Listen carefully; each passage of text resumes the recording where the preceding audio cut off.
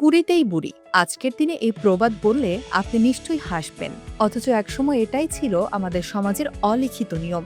কিন্তু আজ ক্যারিয়ারের ইঁদুর দৌড় আর অর্থনৈতিক স্বাধীনতার নেশায় আমরা কি বিয়ের পিঁড়িতে বসার স্বাভাবিক বয়সটাকেই বদলে ফেলেছি?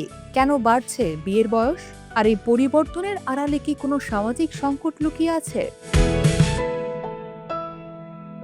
বাংলাদেশ পরিসংখ্যান ব্যুরোর সুমারি অনুযায়ী আমাদের দেশে পুরুষের প্রথম বিয়ের গড় বয়স এখন 25.28 বছর আর নারীদের ক্ষেত্রে 19.29 বছর। পরিসংখ্যান বলছে তরুণ প্রজন্মের বড় একটি অংশ এখন সিঙ্গেল থাকতে পছন্দ করছে।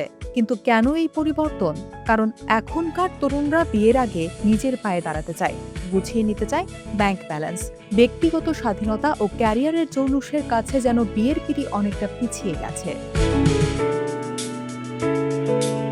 বিশেষজ্ঞদের মতে অর্থনৈতিক স্বাবলম্বিতা নারীদের সচেতন করেছে, যা ইতিবাচক। কিন্তু প্রশ্ন অন্য জায়গায়। ক্যারিয়ারের নেশায় আমরা কি আমাদের আদি পারিবারিক বন্ধনগুলোকে নিঃশব্দে গুড়িয়ে দিচ্ছি না?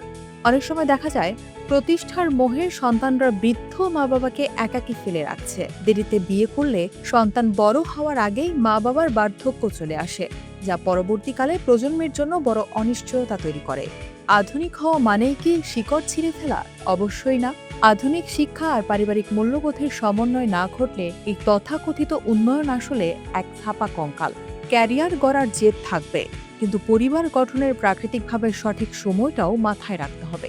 কারণ দিনের শেষে শত কোটি টাকার ব্যাংক ব্যালেন্সও ঘরে ফেরার পর একজন মানুষের একাকিত্ব দূর করতে পারে না। আপনার কি মনে হয়, ক্যারিয়ার নাকি পরিবার, কোনটি আগে? নাকি দুটোর মধ্যে ভারসাম্য রাখাটাই আসল চ্যালেঞ্জ?